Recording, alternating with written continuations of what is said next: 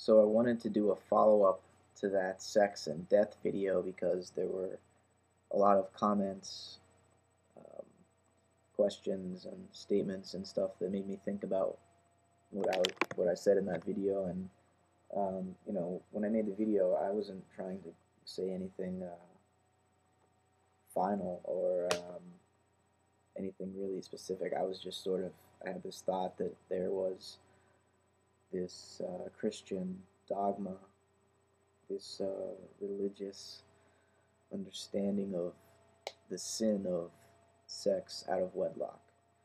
And I just tried to see that. I tried to give it the benefit of the doubt for a second and see, well, why would that be um, something that God, quote unquote, would want his people to obey? But all that aside for a minute, I just kind of realized looking at the title, Sex and Death, and what I discussed and how I discussed it, that I was really talking about Eros and Thanatos, which are the Greek words, which, roughly you might transfer or translate to sex and death. Eros and Thanatos are kind of like the engine of biological evolution, you might say. Eros is like Freud's libido, it's that blind lust. Or in some sense, maybe it's an egoic lust, so it's not completely blind. It seeks after its own bodily pleasure. It seeks to procreate. It wants to be reborn. But in that sense, it's still unconscious. It hasn't realized the nature of suffering, and it hasn't realized the nature of its opposite, Thanatos, or death. So when we look at evolution, for example, evolution by natural selection only works because of selection.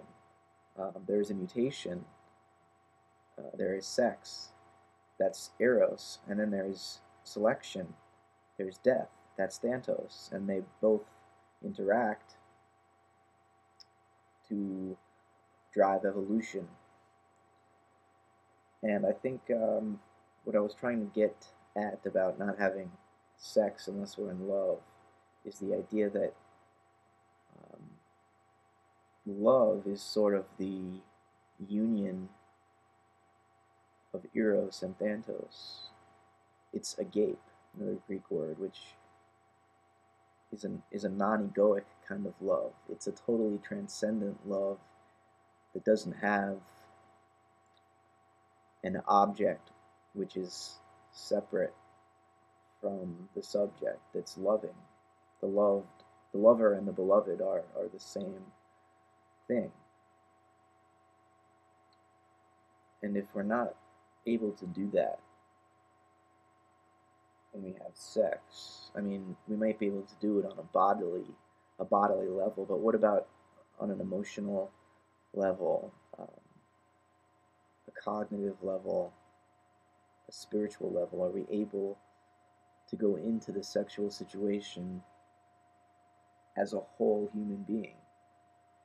Or do we have to shut off most of ourselves in order to not feel guilty or second guess or wonder what the consequences will be tomorrow, and so on and so forth, or what the consequences to the other person will be? Because, see, that's why sex is so complicated. There's always another person involved. And then, from your own perspective, you're not even sure what you're doing. So from their perspective, it must be similar. And so when you mix that together, you're really risking the other person's state of well-being as much as you are yours, because sex is complicated, and it has consequences and repercussions, and it's so easy to become attached to it and attached to certain people because of it, even though that person may be a detriment to your whole human self. The sex will somehow keep you drawn into that, attached to that. The Eros just keeps lusting after an illusion, really, because Eros, if If you identify with Eros, you must also identify with Thanatos. You can't have one without the other. If you're an ego lusting after an object of sexual attraction, you're going to die because you have been born. You think that you have been born as an ego. And so you want to give birth again because that's the only way that the ego can continue. It's through that act of procreation.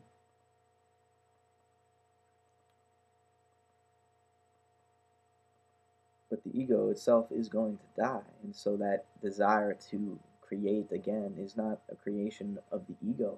The ego self dies. What lives on is deeper than the ego, much deeper. It's deeper than the cellular level even. It's the level of molecules. The DNA lives on. But you're more than the DNA. The DNA is the blueprints, and then the rest of this is the architect. Not only the architect, but the construction workers and the people that actually, put stones on top of stones and weld steel to steel, and then build the structure of nature and matter that we see around us. And so to have sex seeking pleasure for the ego is always an illusion, because already right now the ultimate act of creation is going on. The DNA in my cells is being enacted and embodied by this world out here. The interaction between all these various aspects, the dance of all these elements, the act of creative expression that's going on right now. Not only is it pleasurable, not only is it, orgasmic,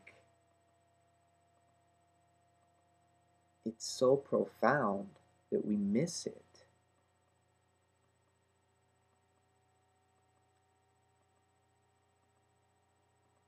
So when we think we lack the pleasure that we want, and we think we can find it, by having an orgasm in a meaningless sexual encounter,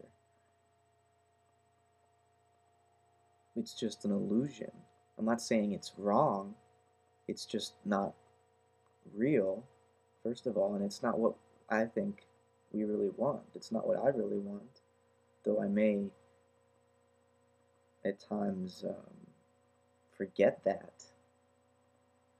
I know in my moments of contemplation that that's not what I want. And I think, maybe more of you will agree with me now that I've further explained myself. But if not, then that's okay too.